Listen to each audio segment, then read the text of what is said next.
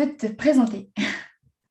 Oui, bien sûr, je m'appelle Edgar Gros-Piron, j'ai 52 ans, je suis marié, j'ai des enfants, bon, et j'ai une carrière dans le ski, dans le sport de haut niveau. J'ai été champion olympique, c'était il y a 30 ans, et puis aujourd'hui, je travaille je donne des conférences pour des entreprises qui souhaitent motiver leurs équipes. Est-ce que tu peux nous expliquer plus précisément ton parcours professionnel? Oui, bien sûr. Le sport, ça a été pour moi une source d'épanouissement très intéressante, très importante. Et j'ai voulu ensuite transmettre les clés de réussite que le sport m'avait transmis au monde de l'entreprise principalement. Mais ça m'arrive aussi d'intervenir devant des étudiants, par exemple. Et du coup, mon métier, ça a été de bien comprendre pourquoi le sport et comment j'ai réussi à gagner. Parce que tu sais, quand on fait les choses, on n'a pas forcément le recul sur finalement la, comment dire, euh, les leviers qui te font réussir. Donc, tu fais les choses de manière. Moi, j'ai fait les choses de façon empirique, c'est-à-dire avec du bon sens. Ouais, si cette course, je veux la gagner, il faut que je m'y prenne comme ça, comme ça. C'est du bon sens. Puis, après coup, je me suis rendu compte que non, ce n'est pas que du bon sens. Il y a un peu de bon sens, mais il y a aussi des règles, des lois ou des mécaniques qui font que tu vas performer, tu vas t'améliorer, tu vas performer. Et puis, il y a aussi des mécaniques qui vont t'amener à l'échec parce que, en fait, tu as mis un peu en branle ce qu'on appelle la spirale infernale. Tu vois. Et quand tu es pris dans cette spirale infernale, c'est très dur d'en sortir. Et voilà, et à un moment donné, j'ai aussi été pris là-dedans. Je me suis blessé et puis j'ai rebondi. Et du coup, tout ça, toute cette en fait, connaissance que j'ai pu accumuler, je l'ai d'une certaine manière modélisé, tu vois, j'en ai tiré des leçons, j'ai compris les mécaniques et pour pouvoir le transmettre dans le monde de l'entreprise, j'ai structuré en fait cette mécanique, je l'ai modélisée grâce à des gens qui m'ont aidé à le faire, hein, qui étaient des spécialistes de la motivation. Et c'est pour ça que aujourd'hui, quand j'interviens dans des entreprises, je viens pas pour raconter ma vie, je viens pour partager ces clés, ces enseignements qui font que dans n'importe quel domaine, parce qu'on est plutôt pris dans des spirales vertueuses, on s'inscrit dans des spirales vertueuses de progrès et quelque part de succès, on est plus fort que quand on est face à des spirales ou pris dans des spirales négatives Ouais. qui peuvent nous emmener à l'échec. Ouais, c'est sûr que c'est compliqué à ce moment-là d'en sortir. Oui, c'est toujours très dur parce qu'on n'a pas beaucoup d'énergie, on est en effort, on n'a pas beaucoup d'énergie, on est même plutôt parfois assez résistant, réfractaire au système, Oui, c'est ça. à l'organisation. Et voilà, on en veut un peu aux gens. Et donc, on a beaucoup de mal à s'en sortir. Et parfois, ce qui fait qu'on s'en sort, c'est un choc, c'est une crise, c'est une blessure pour un athlète, ça peut être un burn-out pour un collaborateur. Et ce choc-là te fait prendre conscience que la manière dont tu réfléchis et dont tu agis n'est pas la bonne. Elle est peut-être bonne pour toi à court terme Ouais. parce que tu n'as pas d'autres moyens de faire, mais à moyen long terme, elle est destructrice. Donc, en fait, il faut arriver à en sortir. Et le choc te permet de prendre conscience de ça. Ouais, mais et après, à ce moment-là, il faut savoir rebondir, comme tu as dit, Oui, après le choc, ouais. oui. Le rebond, il vient après la prise de conscience, tu vois, après le choc, en fait. Tu vois, moi, je dis toujours une crise qui tape, donc un accident, une blessure, un burn-out ou une dépression ou un licenciement, tu vois. Une crise qui tape, soit elle t'assomme, et à ce moment-là, tu n'es pas vraiment. Voilà, tu vas, tu vas laisser, tu vas laisser encore les choses se détériorer. Soit elle t'assomme, soit elle te réveille. Et là, si elle te réveille, c'est que tu prends conscience que effectivement la manière de penser n'était pas la bonne, la manière d'agir du coup n'était pas la bonne, et donc tu vas penser le problème différemment et tu vas agir, décider différemment, agir différemment, et potentiellement là, tu vas voir le problème non plus comme un piège qu'il faut éviter, mais comme une opportunité qu'il faut saisir et qui va te permettre de rebondir. Et du coup, c'est comme ça que tu vas commencer à revoir, à changer à changer de perspective et à voir les choses de manière plus positive. Ouais, c'est vraiment intéressant. Pour moi aussi, ça pourrait être parce que pour l'école aussi, quand on se prend des... Je suis pas sûre qu'on pourrait vraiment appeler ça un choc, mais quand on se prend des mauvaises notes ou des... Ça marche aussi.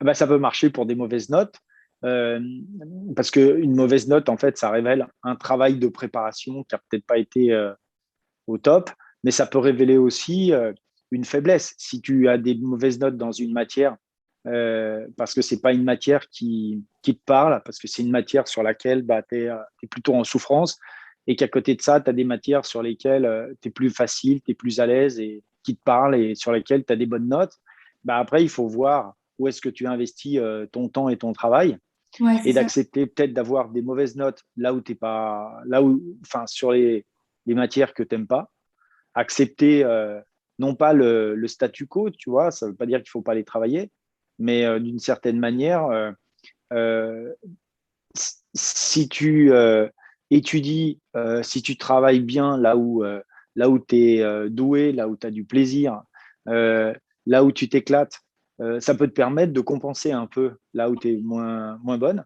Et du coup, bah, trouver un équilibre qui fait que euh, ta note globale va pas être si mauvaise que ça, au contraire. Et puis toi, tu vas t'éclater à faire ce que tu aimes. Enfin, voilà. Mais si tu travailles énormément sur tes mauvaises notes, enfin, dans les matières où tu es mauvais, pour essayer d'être moyen, puis qu'en même temps, tu ne travailles pas là où tu es doué, et du coup, tu es moyen, bah, du coup, tu vas être moyen partout. Ouais, c'est ça. Et malheureusement, malheureusement, tu ne vas pas arriver à te distinguer et puis tu vas avoir du mal à trouver ta voie. Et puis les études vont être plutôt synonymes de souffrance quand tu fais ça. Et du coup, en fait, euh, finalement, voilà, tu es pris dans une spirale qui n'est pas super. Tu vois. Et il faut éviter ça. C'est pour ça que moi, je dis toujours, où est ton talent? Quel est ton talent? Trouve-le, cultive-le, développe-le et va dans des directions dans lesquels tu peux vraiment l'exploiter. Si tu as un talent plutôt intellectuel, c'est-à-dire l'esprit, puis que c'est plutôt un esprit cartésien matheux, bon, ben, il y a des voies pour aller là, euh, maths, sciences, etc. Mais si c'est un esprit intellectuel plutôt lettré, bon, ben, il y a d'autres voies. Puis si c'est pas du tout intellectuel, si ça t'intéresse pas, si tu es plutôt dans un domaine manuel, bon, ben là, en France, on a en plus besoin Ouais. de beaucoup de main-d'œuvre qualifiée. Bon, ben, c'est important voilà, d'aller là-dedans. Parce que si tu vas dans des filières plutôt intellectuelles alors que tu es plutôt manuel, ben, c'est dommage. Parce Oui, que, un, tu vas faire des choses sur lesquelles tu vas être en souffrance. Puis deux, ben, il va manquer à la France des gens qui sont doués de leurs mains et puis qui finalement n'exploitent pas ce talent. Et puis oui. puis si ton talent il est plutôt relationnel, tu vois, tu es doué dans la relation, tu es doué voilà, de l'empathie et tout, ben, là aussi, il y a des voies qui sont intéressantes à aller puiser. Et si tu es doué dans la maîtrise de ton corps, bah, tu peux faire du sport, tu vois, par exemple. L'idée, c'est toujours d'aller là où ton plaisir t'emmène, parce que là où tu prends du plaisir, il y a un talent. Il y a un talent, Et ouais. ce talent-là, voilà, c'est ce talent qu'il faut développer. Est-ce que tu as fait sport-études ou pour... Oui, oui, j'ai fait un sport-études parce qu'à un moment donné, je voyageais beaucoup grâce au ski et je ne pouvais plus suivre des études normales. Donc, j'ai été obligé de faire un sport-études. Déjà obligé de faire des études, c'était pas mon truc. Et obligé de faire un sport-études. Mais moi, j'ai toujours mis les études au service du ski parce que tu vois, je te parlais du talent, donc c'est Oui. important. Mais après, ce qui veut faire aussi que tu vas réussir, c'est que tu vas avoir un projet. Tu vois, Ah, dans ton domaine, on va dire, dans ton domaine de talent, si en plus tu as un projet, ça va être bien. Donc moi, mon projet, c'était le ski et j'ai mis les études au service du ski et pas l'inverse.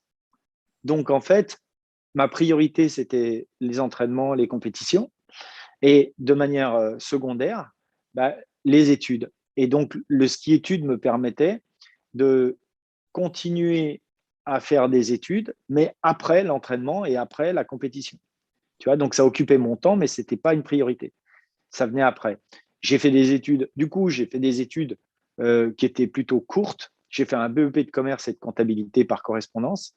Tu vois, donc D'accord. j'ai essayé de faire des études courtes qui pouvaient être pratiques pour pouvoir me servir plus tard. Et pourquoi j'ai fait commerce, vente et comptabilité? Ben parce qu'en fait, c'était bien pour tenir un magasin de sport. Et je me disais, ben, si le sport marche, j'aurais peut-être un magasin de sport. Si ça marche pas, ben, j'aurais peut-être aussi, je serais moniteur de ski et j'aurais peut-être un magasin de sport. Et du coup, il faut que j'ai des bases en commerce, vente et comptabilité. Donc, tu vois, Oui, j'ai vraiment réfléchi à qu'est-ce que, quel pouvait être mon plan B, que les études marchent, que le sport, ça marche ou que ça marche pas, mais quel serait le plan B? Et j'ai fait des études par rapport à mon plan B, pas par rapport à mon plan A. ouais, par rapport au projet, alors. Ouais. Donc, dans mon projet, si tu veux, il y avait un plan A, le ski. L'équipe de France, les championnats du monde, les Jeux Olympiques, ça c'était mon plan A. Et puis il y avait un plan B. Et mes études étaient au service du plan B. C'est pour ça que je dis elles étaient secondaires. C'est facile à dire maintenant, tu sais, mais à l'époque, bon, si c'était assez clair parce que mes parents avaient aussi cette exigence vis-à-vis de moi en disant, OK, tu veux faire du ski, pas de problème, c'est ta priorité, mais il faut avoir un plan B, il faut assurer le coup, OK, on met les études. Donc mes parents m'ont bien aidé pour ça. Ouais, ils étaient derrière. J'ai eu la chance d'avoir des parents qui étaient derrière moi parce qu'en fait, quand je leur ai dit je veux faire du ski, ils m'ont dit OK, mais il faut que tu réussisses parce que voilà, il faut savoir que mon sport, il n'était pas olympique quand j'ai commencé, c'était un petit sport. Les gens ne vivaient pas de ce sport-là, tu vois, les gens qui pratiquaient ce sport n'en vivaient pas. Donc, il n'y Ouais. avait pas beaucoup de débouchés. Donc, ils m'ont fait confiance, ce qui n'est pas évident parce que, parce que ben, voilà, faut oser quand on est parent, dire à tes enfants, ben, vas-y, fais ce que tu aimes. Et Ouais. puis, mais sachant que ce que tu aimes, ben, c'est un loisir, quoi. C'est un sport, c'est un loisir, et les gens n'en vivent pas. Donc, ils m'ont dit, voilà, j'ai eu cette chance-là, mais cette chance, je l'ai aussi provoquée parce que ils se sont renseignés auprès de mes entraîneurs, notamment, et mes entraîneurs leur ont dit, ouais, ouais, c'est bon, enfin, Edgar, il a du potentiel, il peut réussir, il peut aller haut, voilà, il a le bon état d'esprit, il aime ce qu'il fait, il a du talent pour ça, et donc il peut y aller, il peut aller loin. Du coup, voilà, j'avais aussi, je leur ai donné des garanties quelque part. Mes Ouais. entraîneurs leur ont donné des garanties. Ce n'était pas la garantie que ça marche, mais c'était la garantie que, en tout cas, j'étais meilleur là qu'à l'école, parce qu'à l'école, je ramenais des mauvaises notes. Au moins, en ski, je ramenais des médailles, donc Ouais. c'était plus rassurant pour eux. Qu'est-ce que tu aimes dans ton métier, donc dans ton métier actuel? Tu peux aussi dire le métier de champion de Les, ski. Ouais. Alors, dans mon métier actuel, moi, ce que j'aime, euh, il y a plein de choses qui me plaisent, mais déjà, j'adore partager mon expérience et donner aux gens des clés simples pour réussir dans leur vie. Parce qu'en fait, c'est pas si compliqué. Tu vois, si c'était compliqué de réussir dans sa vie, j'y serais pas arrivé. Ouais. Tu vois, parce que moi, j'ai pas des qualités intellectuelles très développées. J'ai pas, voilà, enfin voilà, je suis pas né, je suis pas un génie, tu vois. Donc, euh, je pense que ce que j'ai fait moi dans mon domaine, n'importe qui dans son domaine peut le faire. Voilà, donc c'est pas la question d'être champion olympique, c'est pas ça. La question, qu'est-ce que j'ai fait qui m'a permis de réussir? Ben, j'ai trouvé et j'ai réussi à cultiver cette motivation voilà, que j'avais au fond de moi, cette énergie que j'avais au fond de moi et qui m'a permis de réaliser un rêve. Et ça, je pense que on a tous au fond de soi cette énergie qui nous Oui. permet de réaliser un rêve. Il faut trouver cette énergie, il faut être au clair avec ce rêve, tu vois. Et c'est tout le travail en fait que l'on fait quand on a ton âge. Je l'ai fait aussi à cet âge-là, mais c'est d'être clair sur mon rêve, c'est d'être savoir où était cette énergie qui allait me permettre de progresser, d'avancer vers ce rêve, et de la cultiver et de la faire grandir, voilà, et d'être toujours, voilà, passionné, enthousiaste par ce que je faisais. Ouais. Mais ça, c'est pas toujours facile, hein. Ben, c'est pas facile quand tu fais des choses que tu n'aimes pas. Et Ouais. c'est pas facile quand tu n'as pas de rêve ou que tu n'as pas clarifié ces choses et donc tu n'as pas de perspective.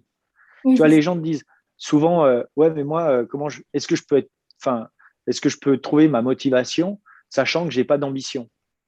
Ben, je vais dire oui. D'une certaine manière, tu peux trouver de la motivation sans ambition, mais tu n'auras pas une motivation aussi forte que si tu avais de l'ambition. Parce que l'ambition, c'est-à-dire l'envie de réaliser quelque chose qui te dépasse, tu vois, l'ambition, c'est important pour la motivation. Oui, bah oui, c'est un peu le moteur. C'est voilà, c'est un des moteurs. Pour la motivation, elle a plusieurs moteurs. Elle a l'ambition qui a du sens, le sens que tu donnes à ce que tu fais, c'est hyper important.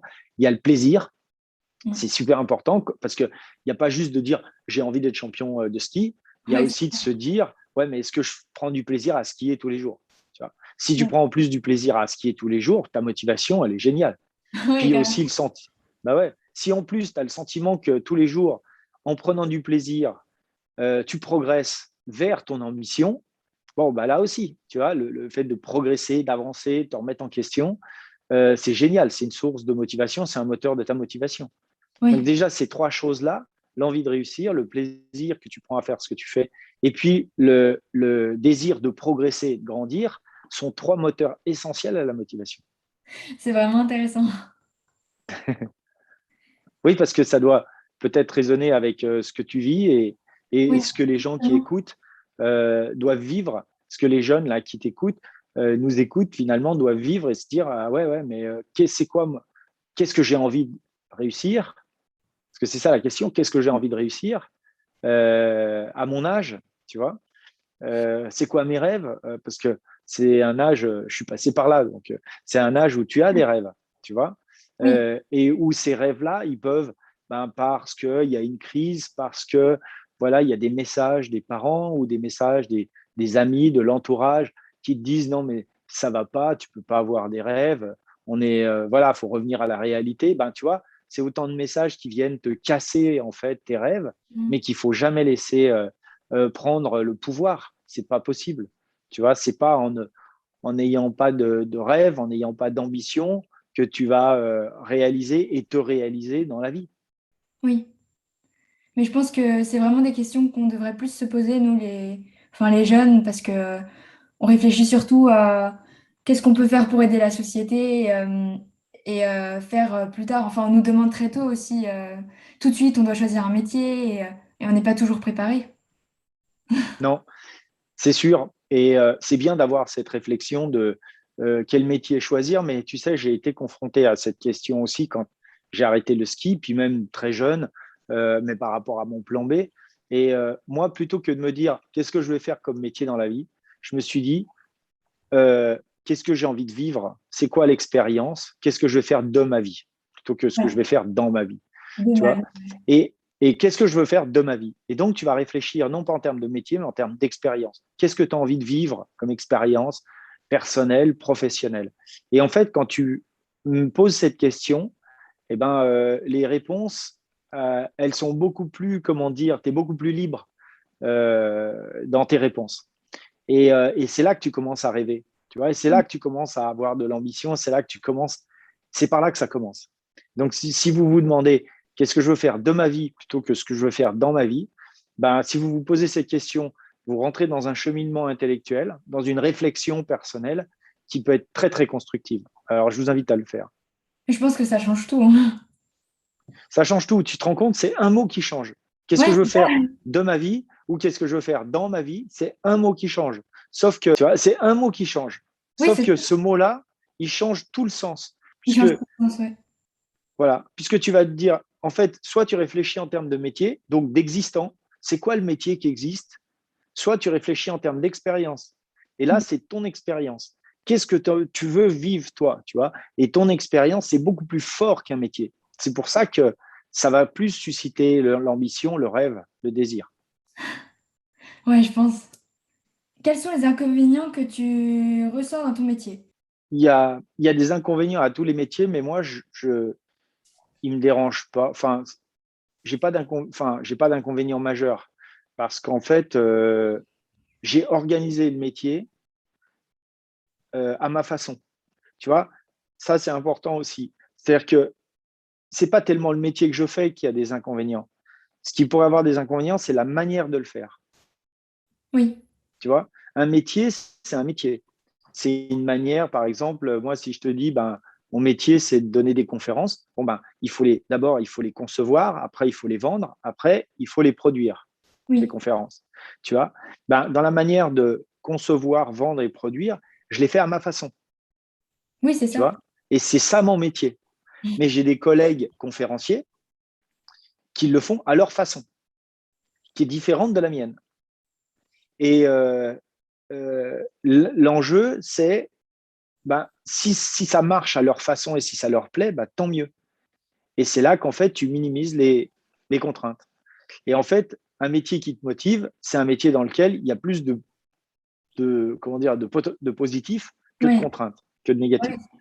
Voilà. Et donc, c'est dans la manière de faire le métier, parce qu'en soi, le métier, il n'a rien de motivant. Mais dans la manière dont tu le penses, dont tu l'imagines, dont tu le conçois, dont tu le produis, dont tu le vends, ce métier-là, tu y mets ta patte et c'est là que tu le mets à ta main. Et c'est là que tu le mets à ta sauce, tu vois. Et c'est là que ça devient génial. oui, ça change. Comme avant, ça change tout. Juste la manière de le faire. Et en plus, c'est comme après, je pense que c'est comme si c'était.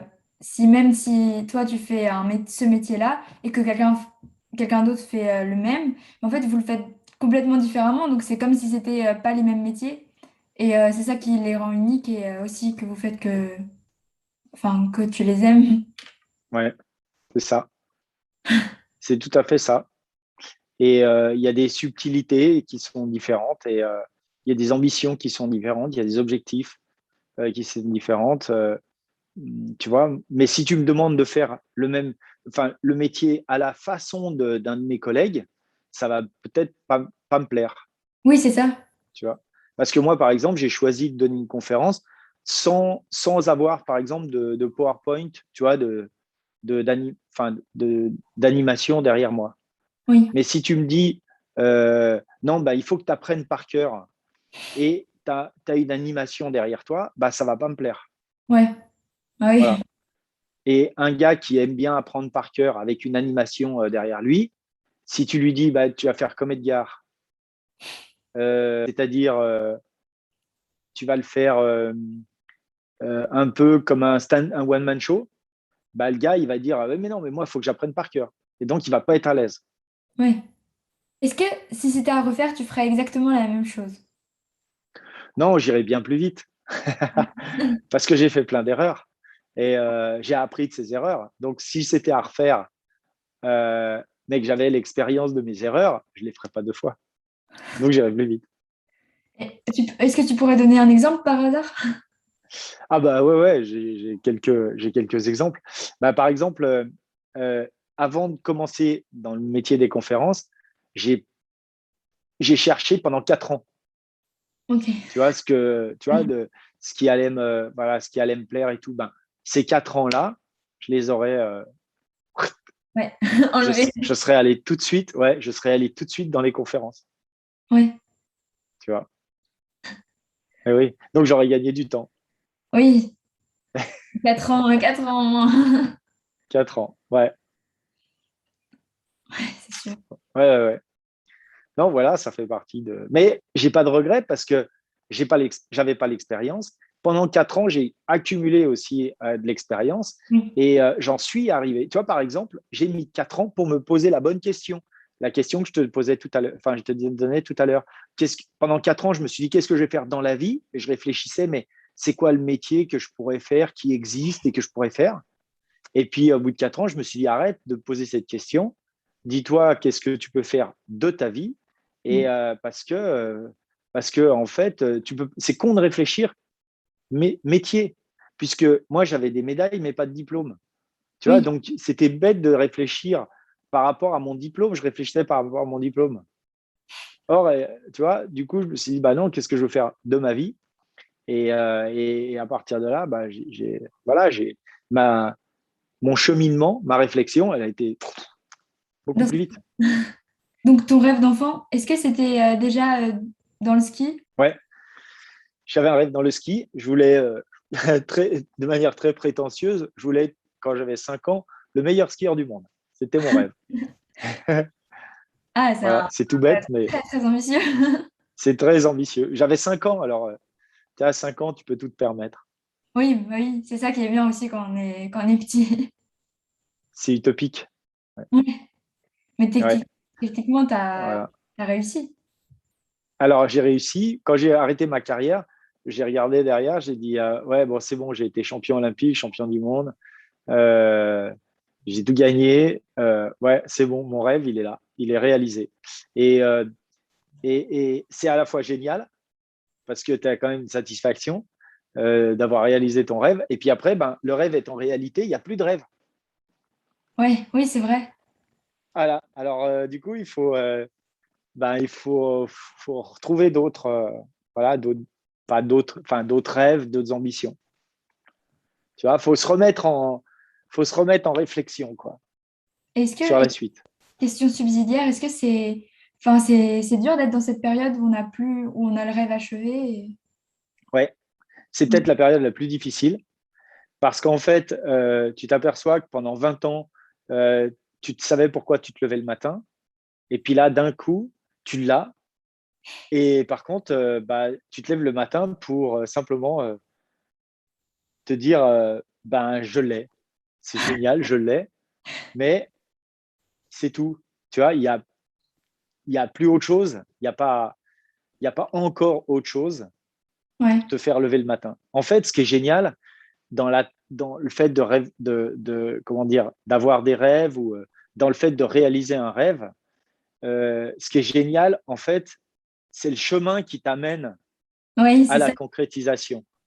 Tu vois, la concrétisation en soi, quand le truc tu l'as, bah ouais, tu es content, bien sûr, hein, c'est génial, hein, c'est super. Mais il y a, y a plus de chemin après, Oui, c'est ça. sauf à s'en recréer un. Mais tu vois, et c'est ça qui est difficile. Parce que pendant 20 ans, tu vois, as passé, moi j'avais passé 20 ans, j'avais 25 ans, j'avais passé 20 ans là-dedans. Et là, d'un coup, poum, je fais quoi maintenant? Là, il y a une grosse, grosse remise en question. Donc, en fait, tu dirais que enfin, le chemin parcouru pour atteindre le rêve est encore plus incroyable et beau que le rêve en lui-même, enfin, quand on l'a accompli. Ouais, que la réalisation du rêve. Ouais, Ouais, le chemin, ouais. C'est pour ça qu'il faut prendre du plaisir sur le chemin. Tu vois, le bonheur, on dit toujours le bonheur est sur le chemin. Ben oui, parce qu'en fait, c'est c'est sur le chemin que tu as de l'appétit, que tu as envie, tu vois, tu as du désir. Tu as du désir pour quelque chose que tu n'as pas encore, ouais, tu vois. Mais c'est comme, je sais pas, si tu rêves d'avoir un sac ou un bijou ou une voiture ou, tu vois, ou un métier, bon, ben, c'est génial. Parce que tu as de l'appétit, tu vas travailler pour, tu vois, tu oui, vas c'est faire ça. quelque chose pour l'avoir. Et, et quand tu l'as, tu vas être fier, enfin, ta satisfaction personnelle, elle sera proportionnelle à tout le travail que tu as fait pour l'avoir. Donc ta satisfaction, elle peut être grande, tu vois. Mais à partir du moment où tu l'as, ben, t'as plus tu passes du désir, tu vois, à l'ennui. Parce qu'en fait, tu l'as après. Donc, après, tu t'ennuies puisque Bah oui. quelque part, ton désir est assouvi. D'ailleurs, il y a des philosophes hein, qui disent la vie, c'est un balancier qui oscille entre le désir et l'ennui. Le désir et l'ennui. Tu vois, il y a des gens qui disent ça. Mais c'est vrai en plus, hein. C'est vrai. On le remarque. Et, et la difficulté, c'est d'arriver à bien vivre là-dedans. Le désir, bien vivre, si tu veux, parce que le désir, c'est le manque. Le Oui, désir naît du manque, en fait. Donc, c'est d'arriver à bien vivre le manque, tout à bien vivre l'ennui. ça c'est Arriver difficile. à bien vivre avec ça, tu vois, être confortable avec cette idée-là. Oui, je Ouais. peux m'ennuyer, ben oui, je m'ennuie, mais c'est pas grave. Je m'ennuie, c'est passager, puis je passerai à autre chose après. Il faut être vachement Philosophe, ouais, philosophe et faut être vachement. philosophe. Mais après, je pense que ouais, ça doit être ça le secret du bonheur, de d'accepter les choses et ouais, de savoir que c'est juste passager et ouais, de vivre comme ça. Ouais, de vivre dans l'acceptation de tes frustrations liées au manque, liées au désir, et puis de tes satisfactions qui te conduisent vers l'ennui et potentiellement, voilà, mais c'est passager. C'est ça qui est chouette. Oui, C'est ça, passager. vraiment, Ça dure pas. Voilà, ça dure pas et on est des êtres humains, on bouge, on vit, on progresse, on évolue. c'est ça c'est beau aussi l'être humain en fait, pour ça. Ouais, ouais, pour ça c'est chouette, Non, pour c'est ça. chouette. Voilà. Donc voilà, mais voilà, il faut pas que quand tu es dans l'ennui, si tu es un peu voilà pris au piège, un peu pris dans la trappe, euh, dans l'ennui, bah, que tu commences à générer de l'angoisse, de l'amertume, etc. Ouais, Voilà. Il faut bien vivre, il faut l'accepter pour ce qu'il est. Et, et puis progressivement, tu vas passer à autre chose. acceptation, ouais. Ouais, C'est le mot d'ordre. Est-ce que tu aurais un conseil à donner aux jeunes, aux générations futures, ouais. ouais, ouais, ouais. Euh, si vous trouvez votre motivation, ce qui vous motive, ben voilà, c'est peut-être le plus beau trésor que vous avez au fond de vous, et il faut le cultiver. Voilà, c'est ça. Donc, cherchez et laissez jamais les gens vous dire bah, c'est comme ça, puis ça marchera pas. Voilà. Faut jamais être fataliste. Tu Oui, vois. Faut, non, la motivation, la motivation, c'est vraiment cette énergie qui fait que tu peux faire des choses super. Enfin, tu vas faire des choses super dans ta vie. ouais. Et voilà, il faut trouver ces leviers, ce qui te motive. Et après, après, ça va. Après, tu peux avoir confiance. Après, t'es lancé. Ouais, ouais, t'es lancé, tu peux te faire confiance. Tu vois, si t'es motivé, tu te feras confiance.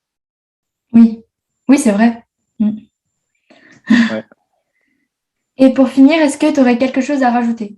Donc, ça peut être sur n'importe quoi, hein. ouais, ouais. Ouais.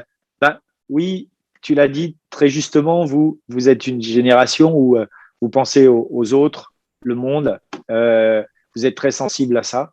Et c'est vrai que bah, sur vos épaules repose un héritage qui est pas toujours, enfin, qui est pas très beau parce que euh, vous héritez d'une planète qui est plus très en forme, voilà, beaucoup de beaucoup de problématiques. Et mais en fait, c'est à partir de ces problématiques que vous allez pouvoir reconstruire. Donc, je pense qu'il y a plein d'opportunités en fait dans ces problèmes que le monde traverse, et vous allez avoir un monde sans doute à reconstruire, à réinventer. Et ça, c'est l'opportunité. Mais après, bon, faut creuser un peu. Mais ça, c'est quand même la chance, on va dire. C'est quand même la chance. Il faut le voir comme une chance. Oui, quand Voilà. on le voit comme ça, enfin, c'est magnifique de se dire qu'on peut reconstruire le monde. Oui, c'est sûr. Et ça va nécessiter évidemment beaucoup d'énergie, d'implication. Prenez votre temps. Mais voilà, je pense que non, mais c'est une chance. Et on est tous des fourmis, tu vois. Oui. C'est-à-dire que c'est pas une personne qui va révolutionner le monde, Ah mais non, c'est vraiment chacun, comme des petites fourmis, tu vois, chacun va amener sa pierre à l'édifice. on va faire une unité qui ouais, Ouais, va créer le monde de demain. c'est ça.